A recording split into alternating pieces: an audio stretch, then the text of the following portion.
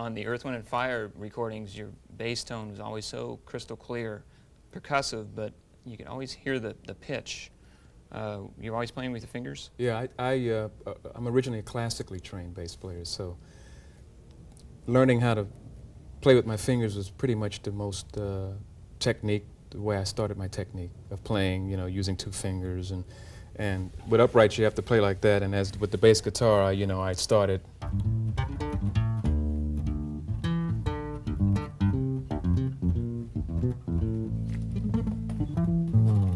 And it gave me an opportunity to have a lot of flexibility, to learn the tone of the bass, different positions. So that's how I started with playing two fingers. Is there a favored spot on the bass you like to anchor your hand? Or? Yeah, I generally hold it right here for starters, and then as the tempo of the tune goes, and I'll hold it wherever I need to hold it.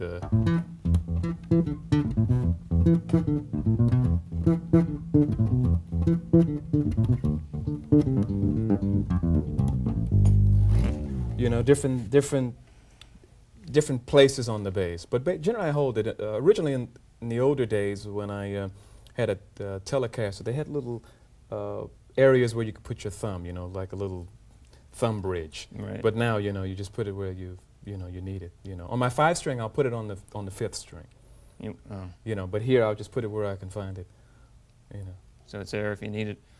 And you generally using two fingers, sort of as a rule, or that's just natural? It's very natural. When I started as a player, it just came very naturally. It wasn't anything I had to develop, because studying classically, you're practicing 8, 9, 10 hours a day. So it's just it's a natural reflection, a natural rhythm that you're playing with. Yeah, and you can play slow and fast, and you have all the ability to do that with just the two fingers. I very rarely play with one. I'll generally play with two. It gives it, you know, like if something like on Can't Hide Love.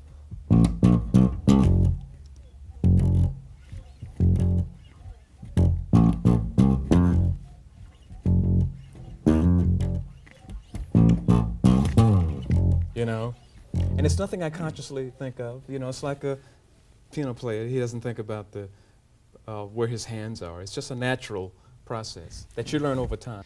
On the arrangement of Got to Get You Into My Life, there's so much going on. I just think all those horn lines in triplets, and there's a lot of rhythm going on. How did you find your part?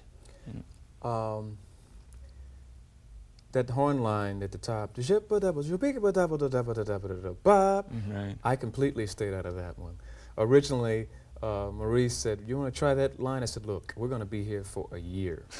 Let me do what I could do, right?" And so I just, I got out of there. And I just played along with the tune, and the tune was in G.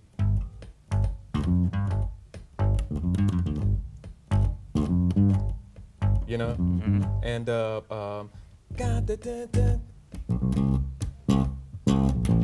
thirds.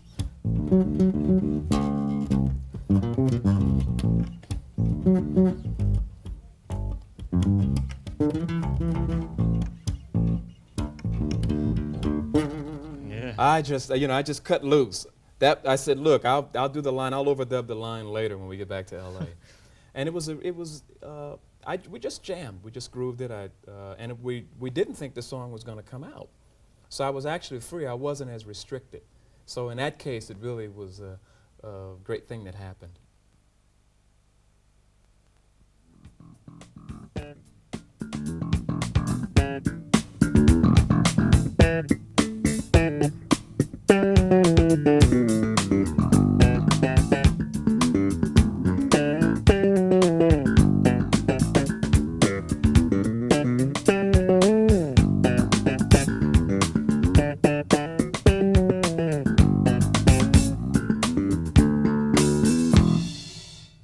Freddie, being such a busy session player, you have to be ready for any situation. Would that be the reason you have using a 5-string bass? Yes. Yeah. One of the big reasons I'm using a 5-string bass is because of the wide range I can get in tones and low notes. And I'll demonstrate for you one reason why. I'll play a little Latin line, say something like this in D.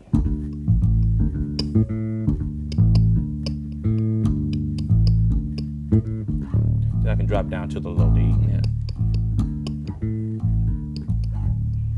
So that's one of the big reasons Right. why. Yeah. Did you have to adapt your right hand position when you switch over to 5-string Well, very much? Not really, because when I was playing 4-string, I used to rest on the E string. Mhm. Now that there's a 5th string, I'll rest it on the B string. So just knowing now that I have that B string there, treating this, it's like you can get confused and think it's an E string, and you Yeah. can play a F instead of a C. Yeah. Do you have to attack it being such a fat and low string? You have to attack it a little bit easier. No, I try to treat my instrument where is I attack each string the same. I try to get an even tone all the way across. I won't play these strings any lighter or harder. It's just an even tone. So I like the evenness of. I try to play one way the whole time. I never really try to hit hard on Right. any string, Is- any one particular and- string. Is there any time when that 5th string really gets in the way, like maybe like when you're thumping or popping or something? No, it's well, if I'm playing something in E, I can use either the open E or I can use the closed E on the B string.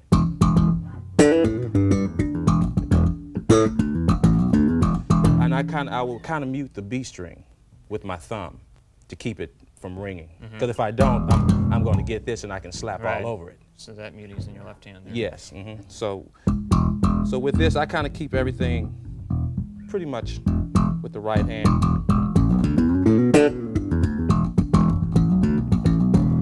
So it adds to it. Mm-hmm. Oh, and that Latin figure you were playing earlier, could you play that again? Yeah.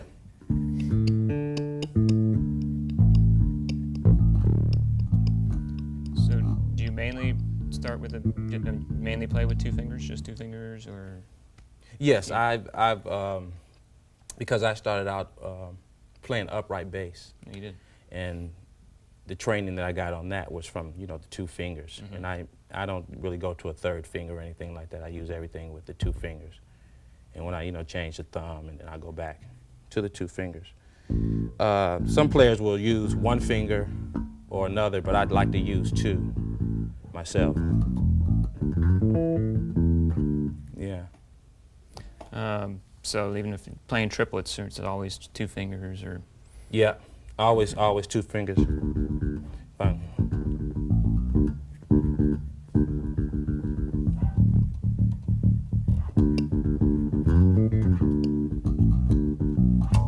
Yeah.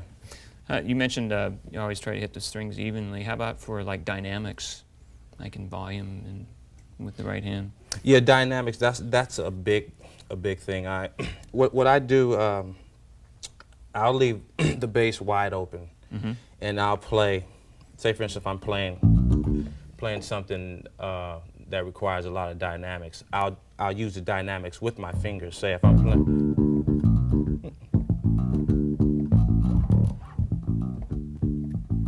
But I still want to keep the same intensity, but Yeah. just bring the volume down. So how do you keep that same intensity?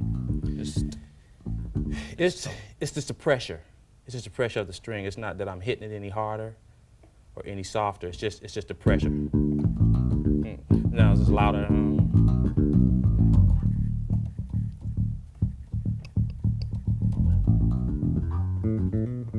Yeah, it's just the pressure of the fingers. Yeah. It's so important to the dynamics, but still have that. Yeah, and still have that intensity in there, because you can play so low and so light where you just lose the intensity, and then you can play so hard where it's just muddy and flapping all over the place. Yeah. So how did you use the backbeat? The drummer using the backbeat in telling what to play there. The backbeat depends on where I hear it, and it depends on, I kind of use a body language on where I'm going to set the tone of the groove also off of what he's going to do. Say for instance, if he's playing a backbeat that's more head, I'll play it a little bit on the edge, but it won't be like I'm rushing or anything. But I'll just play a little more on the edge. Or if he plays a backbeat where it's sitting behind really into the groove, I'll sit back there right with it also. So it kind of dictates what I'm going to play Right, and how I'm so- going to feel also. So at that point, you're really playing with the drummer. Yeah, could you give us a little demonstration of that? Yeah. Rich, can you play a little rock groove? Okay.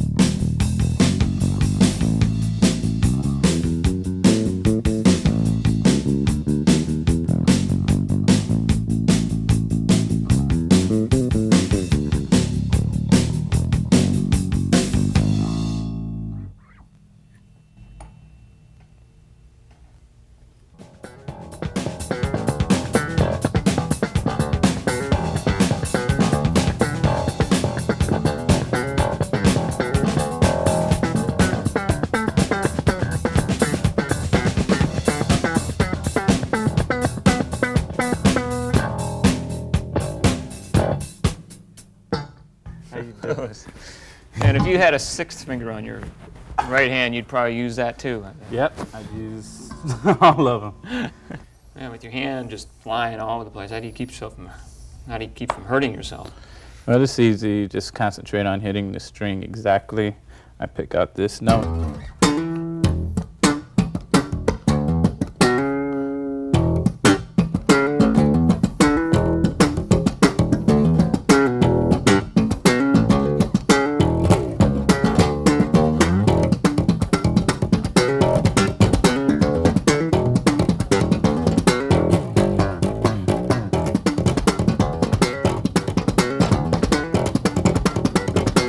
Pick out each string exactly.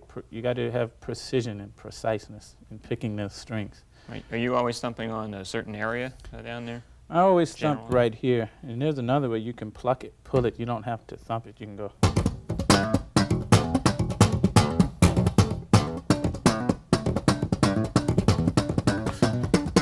You know, you can go. That sound, yeah. That's another way you can do it. So when you're thumping and plucking, are you thinking like a drum pattern, or? It like depends downbeat? on the song that I'm playing. When I worked with Quincy, he would have us do a lot of patterns like with Michael. That one. There is no thumping, but I am using the original. I originally started thumping by pulling like this, you know? Right. You know? You mean in the old days when you first started getting into it? Is that what you mean? Yeah, Yeah. I used to just play with my thumb by itself. Yeah. You know? And it developed just into. developed into thumping. Yeah. And a lot of people told me I play like Larry Graham, and I had never seen the guy or met him. I met him today. And I met him before then, you know. But I was surprised. I didn't know who this guy was. You know, he kept telling me. I think it's a natural thing that bass was going to, you know, evolve to in the future.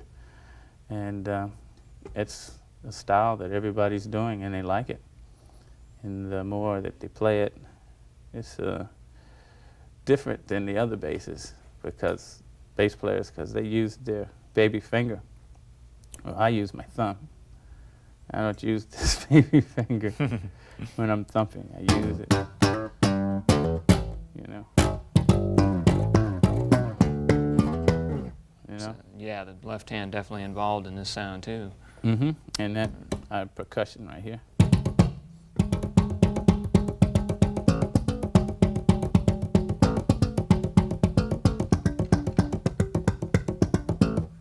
You know. Whatever you can find to make rhythm. So they play, you know, hand in glove together. And it was a natural thing that bass was going to evolve to anyway. So now everybody's doing it, and I enjoy it. You're great at it.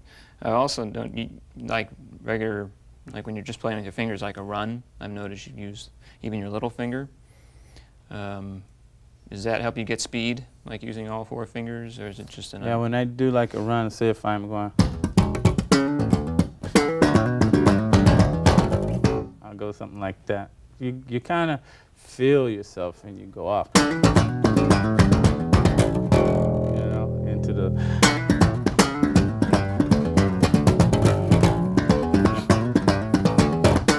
Yeah, you get it.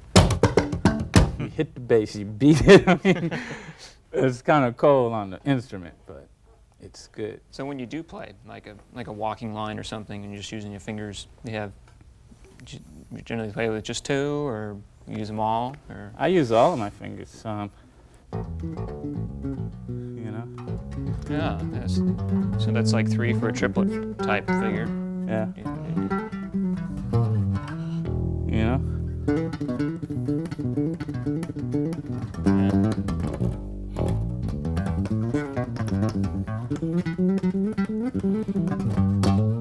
You know, all that kind of stuff. I use.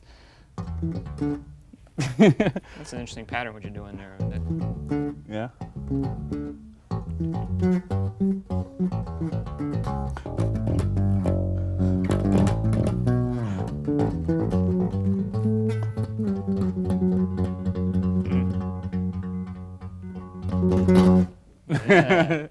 You can experiment with your fingers and see what's comfortable for you. Mm-hmm. And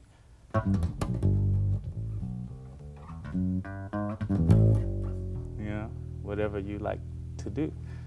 And I taught myself, so I just created whatever I wanted to do. I just figure out a way to do it. I didn't have a teacher to say, now this is how you're, no, I didn't. I just, if I wanted to do that particular bass thing, I just played it.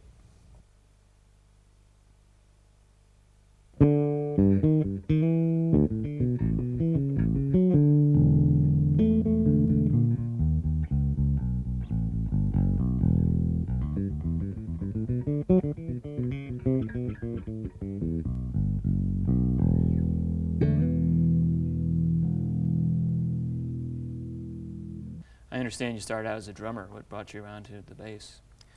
Well, I was a drummer in a couple of bands, and I found that I was more interested in playing guitar than I was drums after a while, because I could stand up from front and be more of the focal point. I learned guitar, and I think I bypassed the guitar player in my band in about 6 months, and that was encouraging. And the exact same thing happened with bass. It only took a few years before I realized that I was learning the bass lines from all the records a lot better than the bass player was. And I looked around me, and I liked a lot of things about bass. I liked when I saw a really good bass player and the eloquent way he used his fingers and his left hand, you know, and the coordination of it. And I liked what the bass added to the record. And I decided that I really didn't want to be the main focal point. I wanted to be the support. And I just fell in love with the instrument, fell in love with some of the great players, and and the little unknown of what they were adding to the record that most people weren't really paying attention to. And I made the switch. Yeah. So you mentioned the fingers. So you started playing with your fingers right away then. Right away. I liked that. I liked the freedom that it offered you as opposed to playing with a pick on guitar. Kind of like the body contact with the instrument. Definitely. More. You have an interesting way of holding your I noticed your ring finger and little finger out of the way a lot. Is it Well, because you don't use them that much? I or? think that I was really influenced more by, eventually by the upright players than I was by electric players. I noticed that the upright players, the guys who had the big fat sound, the Ron Carters, really, really put a lot of weight into the string. And even and James Jamerson, you know that he really put a lot into that string to get the sound. And I like the fat sound. So holding that, you feel that gives you more strength or something when you want it. I don't know that I ever put that much thought into it, but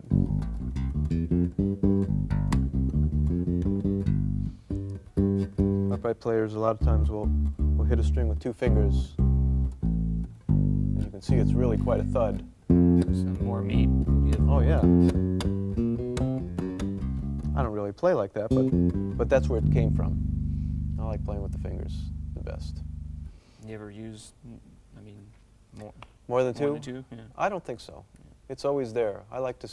I like when I watch Abe Laboriel do his flamenco and go. Back and And, forth on the nail, I mean? Yeah. Well, he can use 3 fingers because he's flamenco, oriented. I think, but I don't use it not in practical applications. In the studio, do you ever get asked to use a pick? Well, to answer that question, I would say there's 3 basic right-hand styles. There's 3 techniques. The pick was the first, I think, I think that's the earliest style. I think it developed into fingers, which was, basically borrowed and transferred from upright playing, and then, of course, all the newer styles with the thumb. Out of the 3, I use the pick the least, because it's not that prominent style in a lot of today's records or what the demand is. Mostly fingers and thumb is the most common. Pick is a very thinner sound because you've got no roundness of the fingers, no body going into the string to get you that sound. And even though thumb style sometimes is a little bit less, it's got a little bit less low end, it still has so much personality that it overcomes the low end. Personality in what way? Hitting in different... Well, it's got a lot of focus on it, sometimes there's low end compensated for, with synthesizer when people play with the thumb a little bit. But yeah, it's a very rhythmic style. A pick is just basically picking the notes and going for that muted sound. The best way to demonstrate it is I'm not going to use a pick, but the sound of Paul McCartney was always like that.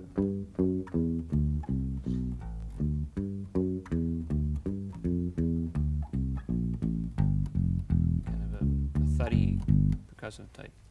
Yeah, it's got no sustain deliberately, and it's got character. Mm-hmm. There is a character to it. It's got a very Beach Boys type of sound. In the earlier R&B records, everybody wanted to hear it. Big round sound. That with the pick would sound kind of stupid. And then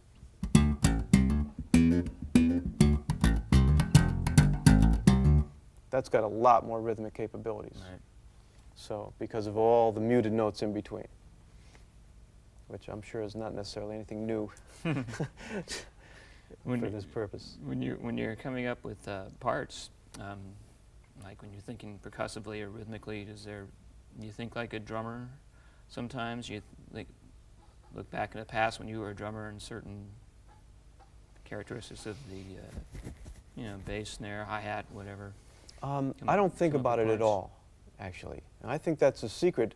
The whole secret to music and interpreting and playing bass or any other instrument in the studio where you're achieving perfection, absolute perfection. You want to get the perfect part that blends in with all these other perfect parts. And the amount of conscious effort into it, I think, is it's there. It's overall there, but it's not deliberate. It's instinctive.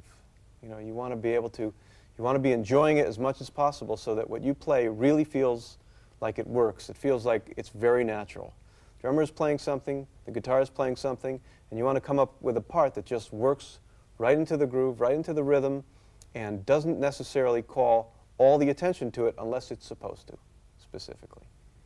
So it really comes down to listening to what's going on around you. Yeah, I mean, bass for the most part, it's really a matter of musical sensibilities. It may call for one note, it may call for 2 notes, it may call for long tones, short tones, but it's not a matter of really figuring it out in any technical way or consciously thinking about, well, let's see, if the drummer's playing this and his foot works this way with his right hand, it never happens. It's all instinctive. It's split-second thinking. It's just natural instincts.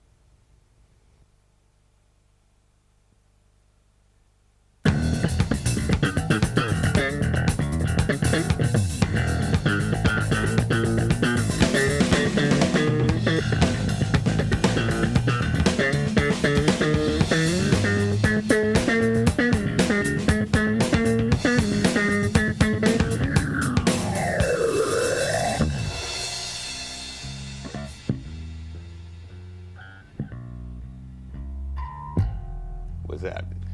Larry Graham. You're the first bass player that we heard on the radio doing that thump thing. What gave you the idea to start doing that? Well, I have to tell you a little story if you don't mind. Sure. It kind of goes back a few years to when I was about 14, 15 years old. We had a little duo, Moms and I.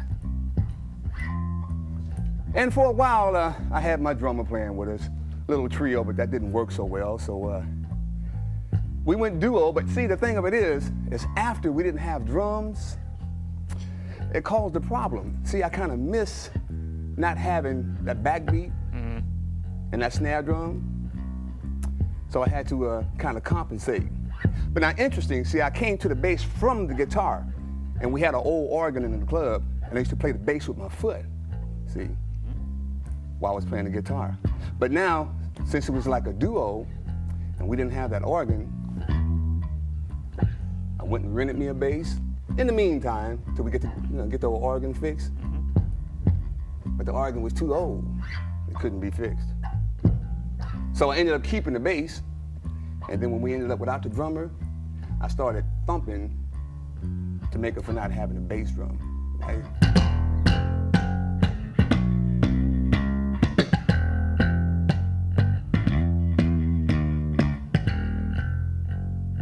Okay, so that kind of made it for the bass drum. But now the snare drum thing, I had to compensate for that too. So I did a little thumping and plucking like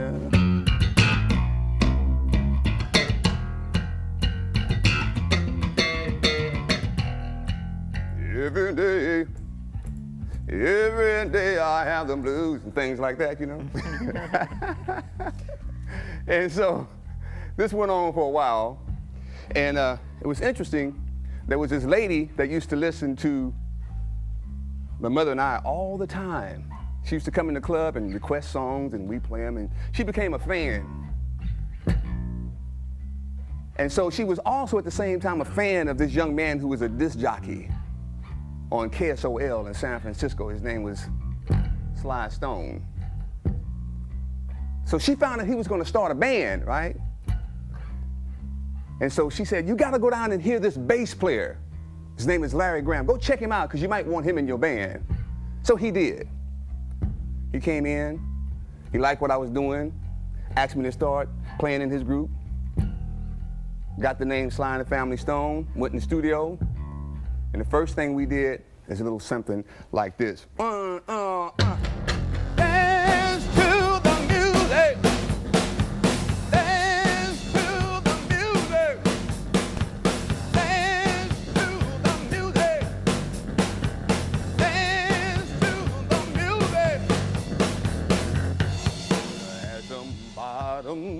So that the dancers just won't hide.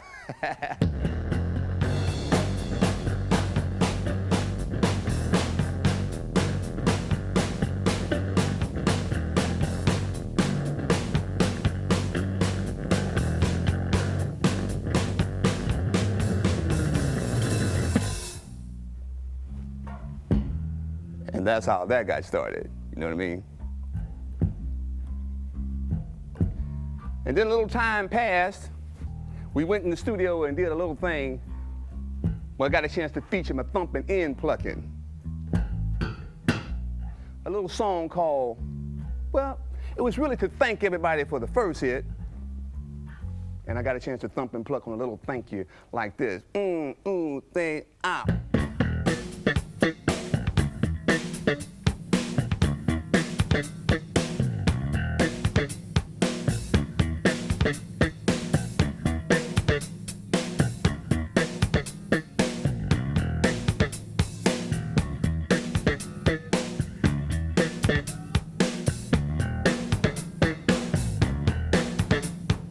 Thank you for letting me be myself again.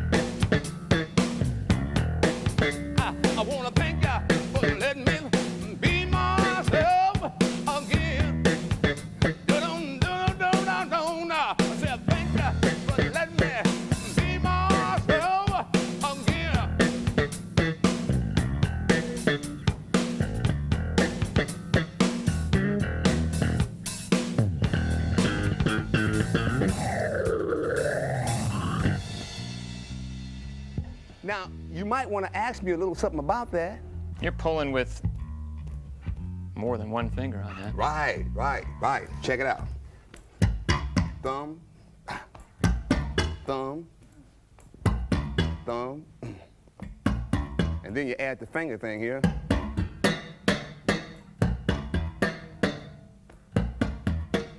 And there.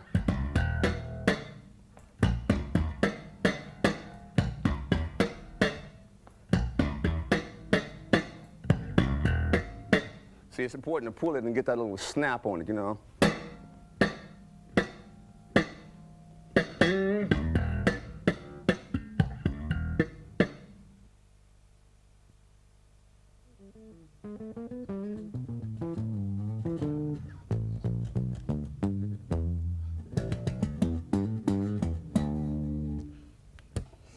Byron, I've heard you do a interesting interesting technique. It sounds like some special muting on some lines. Yes, actually it originated in, you know, it's a sound, you kind of put your hand on the strings here and play with your thumb. Yeah, that's how you do it. And it's a sound that came from, actually it came out of Detroit. James Jamerson Sr. used to put foam rubber in his bass here. So, you know, every time you want that sound, you can't pull out foam rubber, so, you know. And playing with Luther right now, he loves this sound, you know. So that's how that came about. Yeah, that's great to be able to do it at will. Mhm. You know, Yeah. somebody asked you to do it, or you want to do it at that time. Right. So, and then, you know, a lot of synth bass has that Yeah. sound, and it gives a little deeper bottom. So that's basically Yeah, that. I noticed you have to go into a special hand position for that. Yeah. What's your more like playing with your fingers? Mhm. How is your basic? Where's your starting point? You rest your thumb on the. Basically, string. you rest your hand against the end of the bridge here, and then you just do whatever makes you feel comfortable to get around and pluck the string.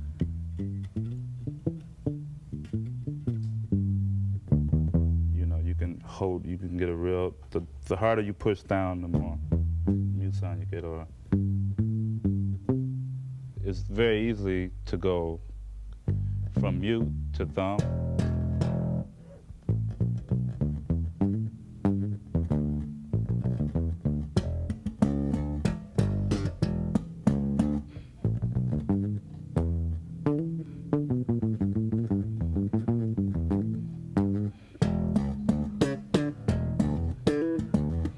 Then you can go to fingers.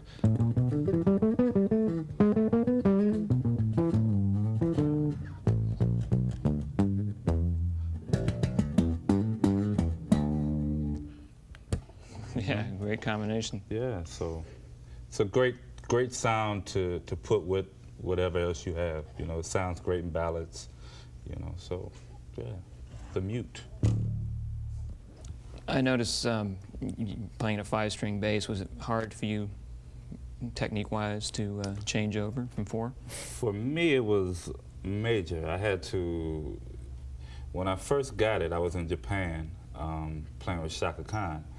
And I got the bass, and I thought I could go right on stage and play it. And it was like a new world for me. I kept mistaking the B string for the E string, and almost got fired off the gig that night. Oh. So I had to go home and really sit down and get used to it, you know, because when you play with a 4 for your whole life, and you have this extra string, it's like, man, what is that? You know, and now they have 6 strings, I don't know if I can get up that high yet. But yeah, I had to revamp the way I was thinking about the bass and the low notes and where to place them and all of that. So. Do you rest when you play? Do you rest your thumb on the low string? Or? I basically, yeah, when I'm playing on the higher strings. But the way I've played for years is basically putting my thumb on the pickup here, you know, but either the pickup or the end of the neck. And then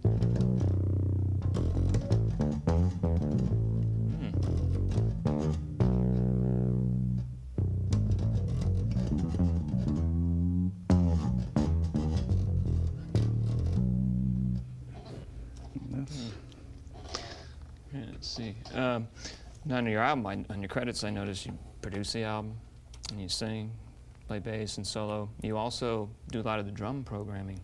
Right. Could you talk a little bit about the benefits of playing with programming synthesized drums? Well, to be honest with you, I would rather play with a drummer. Mm-hmm.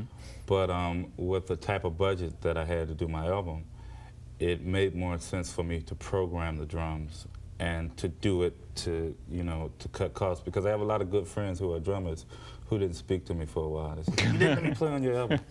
But it was a cost thing that made me do it. Playing with drum machines and whatnot is cool in a sense when if it's just a straight funk kind of thing. But if you're playing Latin music or something else, I couldn't do it. So it was a cost thing. Mm-hmm. And I've got dogged for doing it, to be honest with you. Well, you being a bass player, what kind of thing did you think about, programming a pattern from a bass point of view? From a bass point of view, and from the way that I taught myself how to play, basically I get a groove. That's basically what I'm looking for. Not a bunch of fills or anything, just a pocket, and to play with the pocket. Whereas with a real drummer, then you play off each other. It's another whole thing. So I'd rather play with a drummer. My next album will be full of drummers.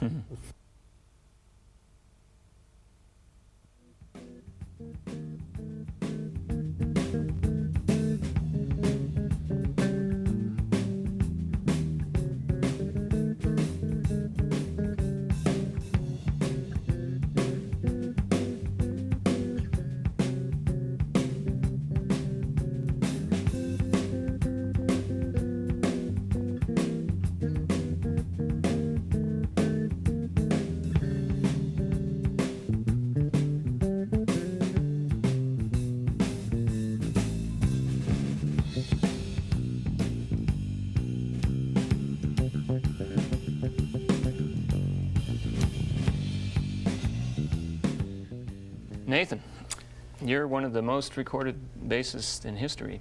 Really? What do you think are the most important factors in bass playing?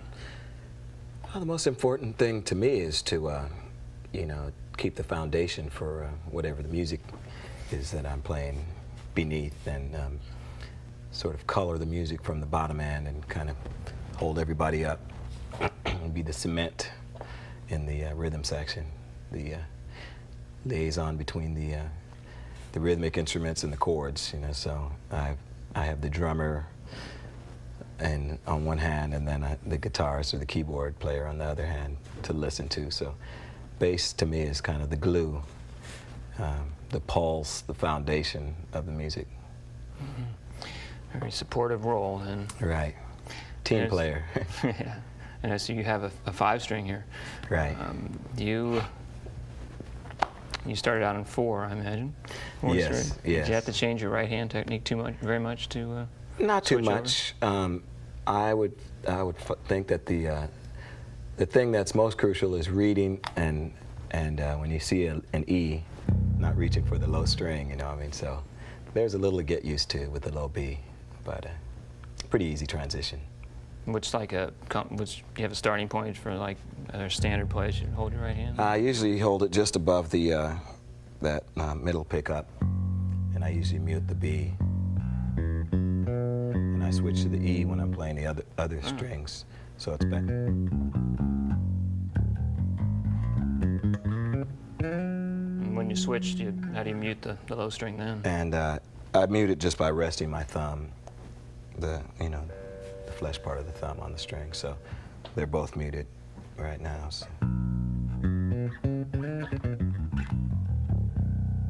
Playing in so many different musical situations, especially in the studio, you ever get asked to use a pick for a certain sound? I do, and I use pick from time to time, but I let my fingernails grow on my first 2 fingers so that I can.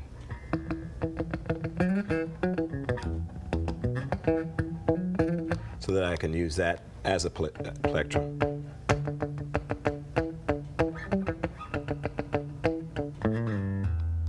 You know, so I can get away without using it because sometimes I'm a little uncomfortable with a pick. On a date, what do you listen to mainly in the drummer? Like his kick or a combination of I listen to the hi-hat? drummer's kick, drum, and snare mainly. And for instance, the drummer's kick could be.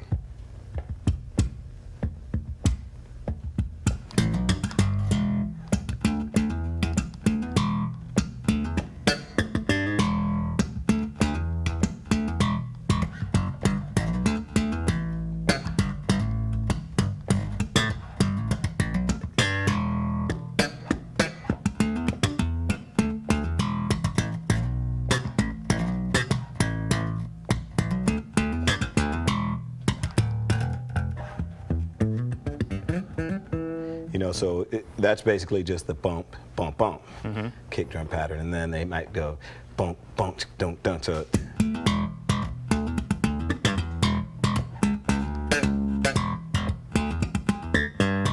you know, so I basically try to pick up on what the drummer's doing. And that kick drum, that's really where you're starting from Kick drum most of the time. usually the starting point. Yeah, and I noticed you're doing some thumping over there. Is that something you get a lot of call now? Yeah, these I days still? usually try to combine a little bit of slapping and picking in any given tune. I usually do a lot of work with the fingers and a lot of rock music or more jazz or whatever, but I will on certain things, you know, switch back and forth from, you know, just get the meat of the finger and the actual tone, but end up.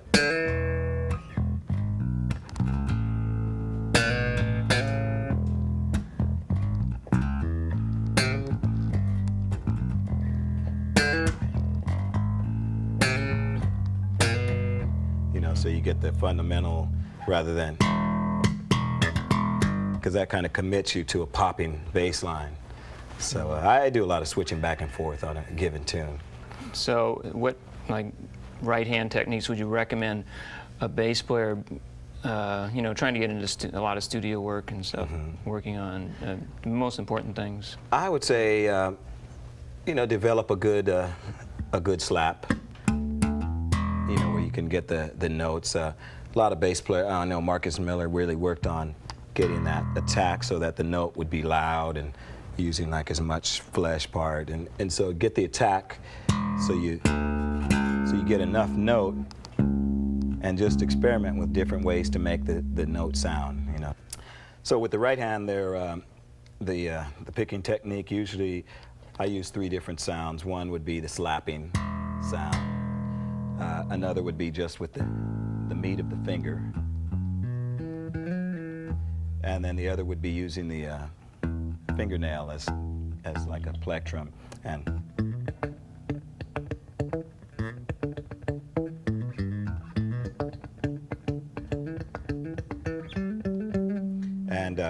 on my own contemporary electric bass video, I go into more detail on these. I think it's REH is the company that's putting it out.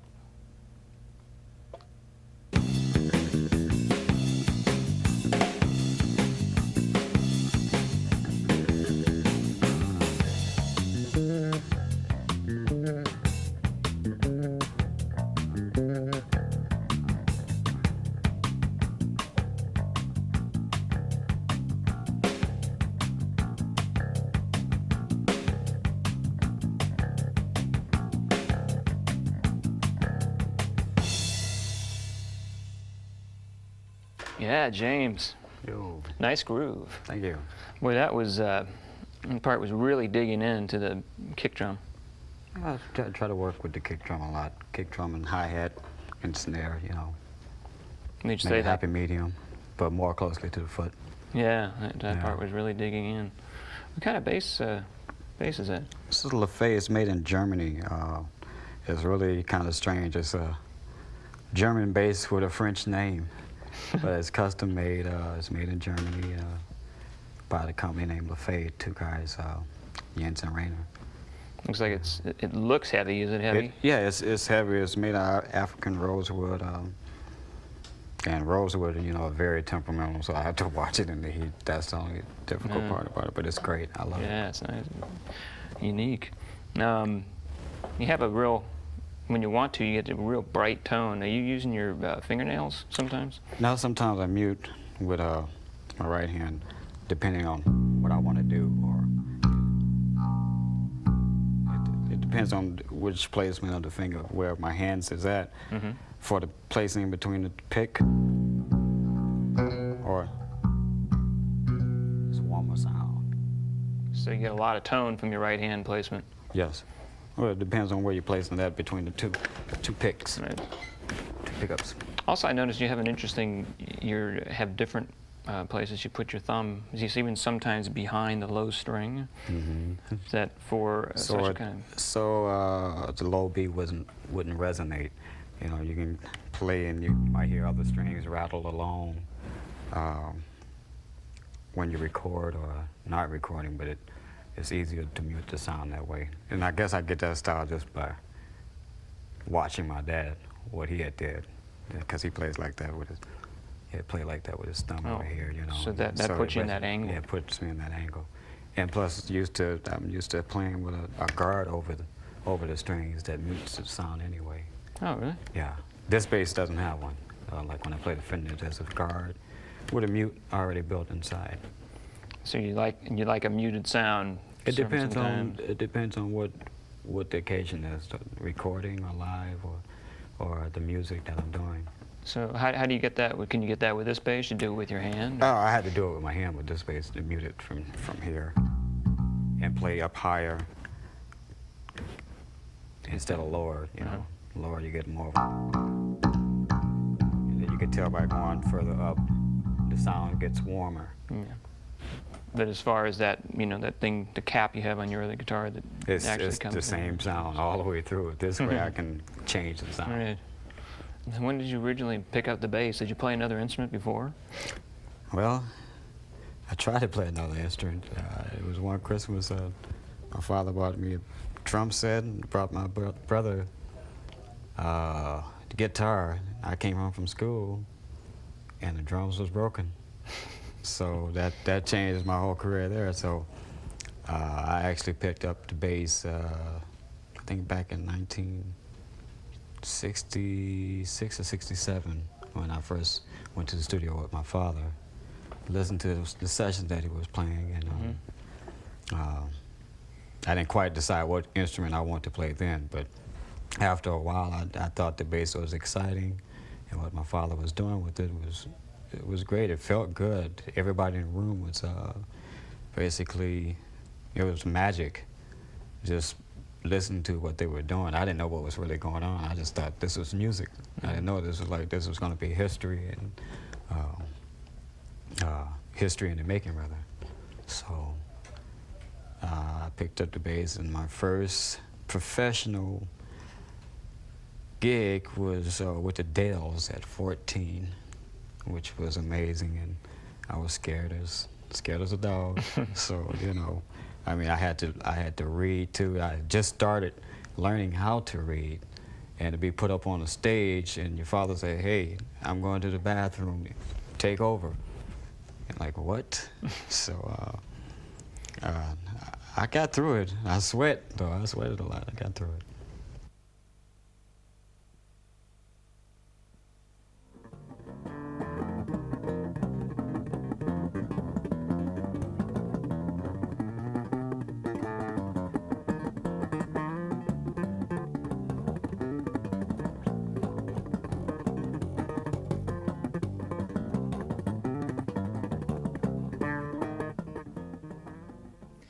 Chuck, you've played for probably almost everybody in the business.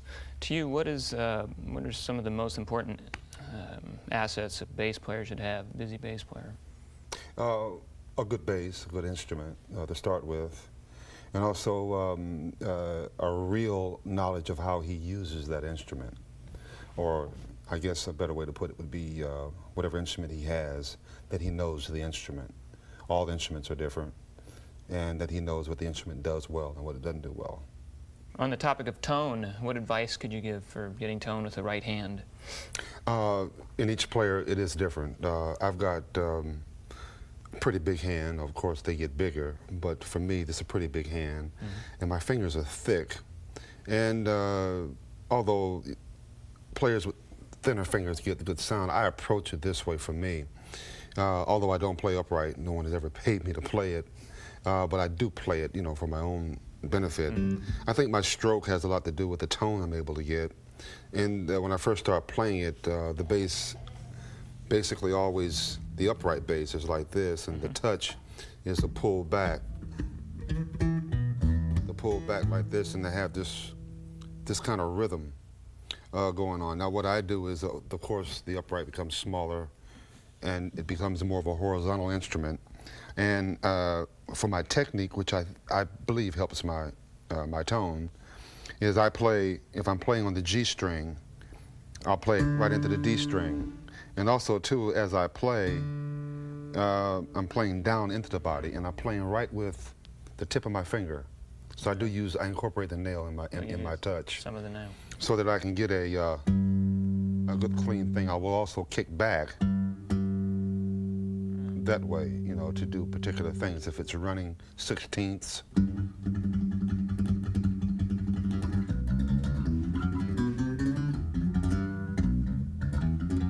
now basically I do use both fingers when I basically do that, but I do have techniques that I do use that, so it's almost like a pick, the way I use the finger. And of course, my nails aren't that long. I think the more nail I have, you know, if I wanted to be meatier, I'll just pull my hand back a bit and just use more meat like that as opposed to that. Being primarily a studio player, I do try and get a clear tone or a defined note. And of course, it helps my speed too to play with the tip of my fingers. My calluses are right at the very end of my fingers. So I play right across the string like that. So even if I'm playing, or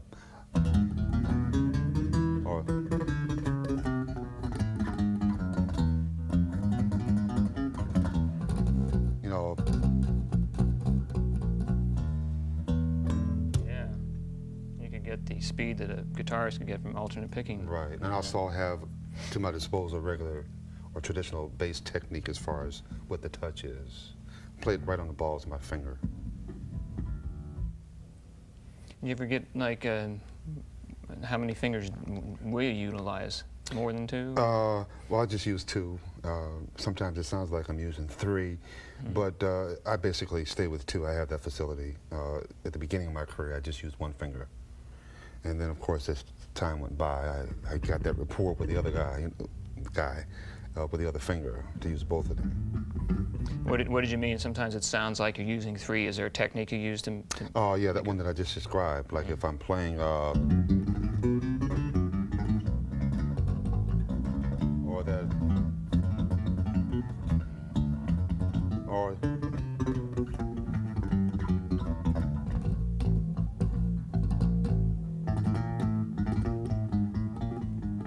Yeah. Hey, could you play that, especially that string skipping thing, maybe a little bit slower? Demonstrate that. What you're using. actually it's and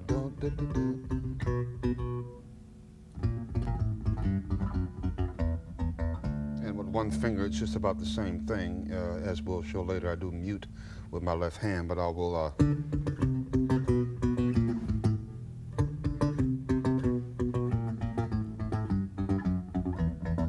so with speed, and sometimes I will incorporate both of them. Like I'll start out with so it depends upon how I feel, or you know, what the urge is, or what I have to play next, I guess, whether I go back and forth or whether I'll use two fingers. I think it's important to have a good touch with the right hand. It's the one you got to work the hardest on, because it's the stronger if you're right-handed. You take it for granted. And so it's the left hand that usually gets it before the right hand, because it's the weakest.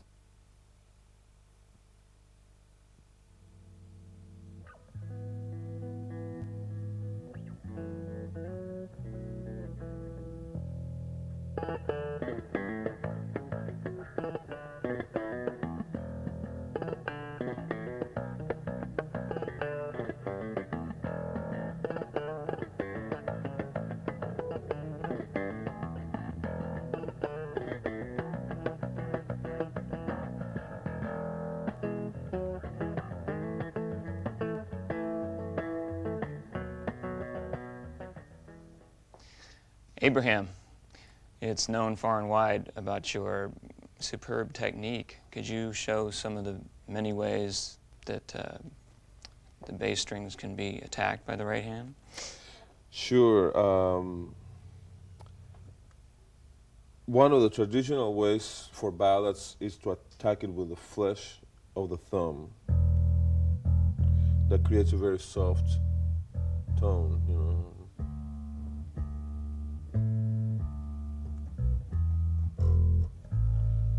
Then if you attack it with the flesh of the finger, it's also very nice, but it's a little bit more brighter sound.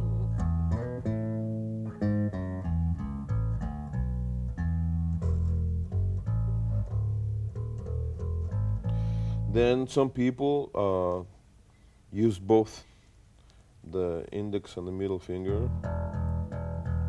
So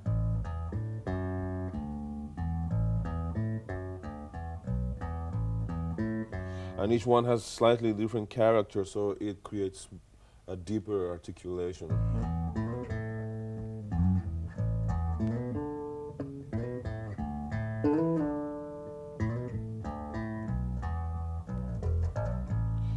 Then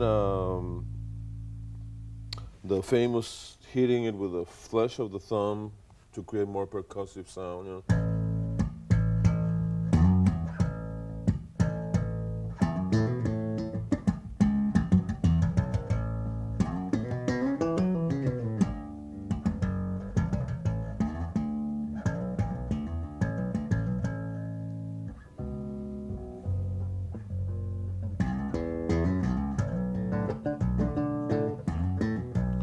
So now what I'm doing is I'm combining all my 5 fingers to create the combination of the bass line and the chord progression by using strumming, striking techniques, which is another approach. Depending on how busy the rhythm section is and how many other musicians you are playing with, then the sensitivity of the player decides whether it is important to fill the empty holes or not. Traditionally, most rhythm sections or most musical situations would feel more comfortable with a clean, no frills bass sound, you know, like the first thing that I illustrated. But eventually I start thinking like a drummer, and I add like where would the snare hit would be. Backbeat.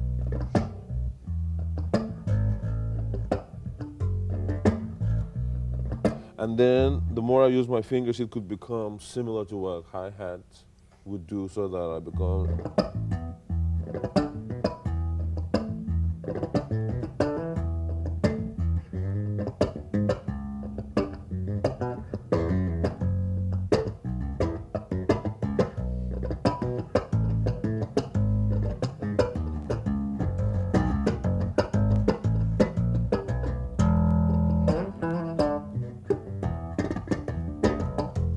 So the right hand has many, many varieties that one can use. Yeah, should say. Yeah, could you talk a little bit more about that tapping you're doing on the top of your nails? Yeah, it's an interesting effect.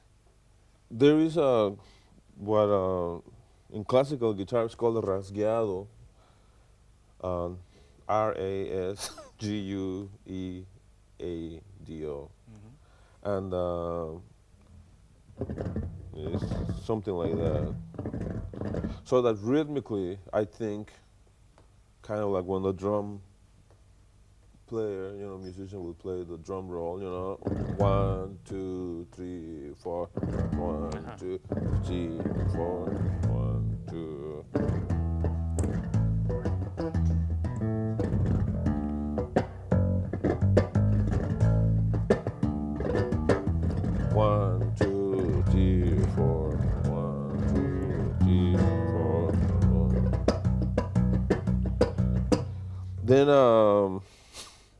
Then there is the taking one finger at a time.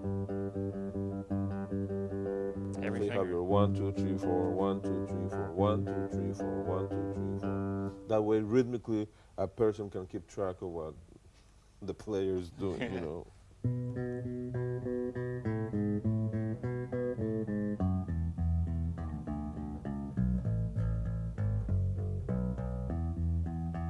can't get lost in the measures. 1, 2, you know, 4. Yeah. 1, 2, 3, 4. 1, 2, 3, 4.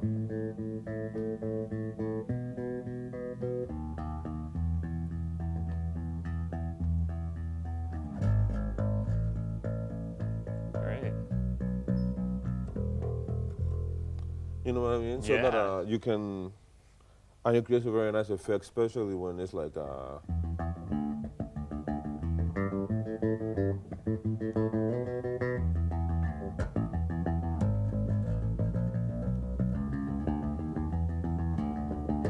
so that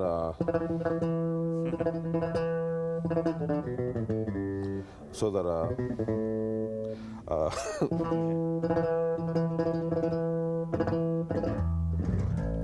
so that depending on the feeling that the player has inside themselves and the concept that they're trying to arrive at, then physically they start using their bodies as a means to create this.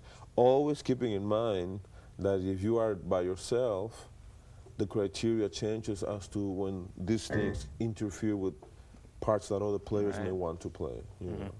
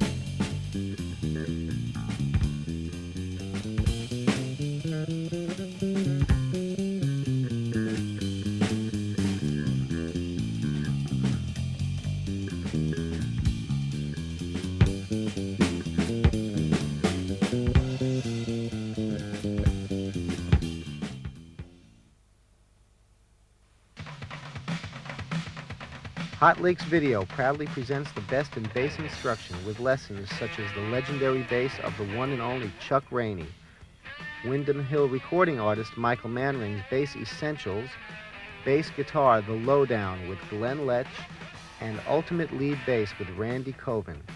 Hot Licks also has lessons with rock legends such as John Entwistle of The Who, and Rudy Sarzo of Ozzy Osbourne, Quiet Riot, and Whitesnake fame. We also offer an incredible beginner's bass video with David the Beast Spitz of Black Sabbath and Impellitteri. Super Chops for Bass with Beaver Felton offers beginners just what the title claims, and R&B legend Jerry Jamot offers a masterclass that no complete bassist should be without. The masterful Stu Ham, solo artist and bassist with Joe Satriani and Steve Vai, pulls out all the stops on slap, pop, and tap for the bass, and Chell Benner offers a video that deals strictly with the two-handed tapping style. To place your order for your bass video, call the Hot Licks hotline at 1-800-388-3008. That's 1-800-388-3008.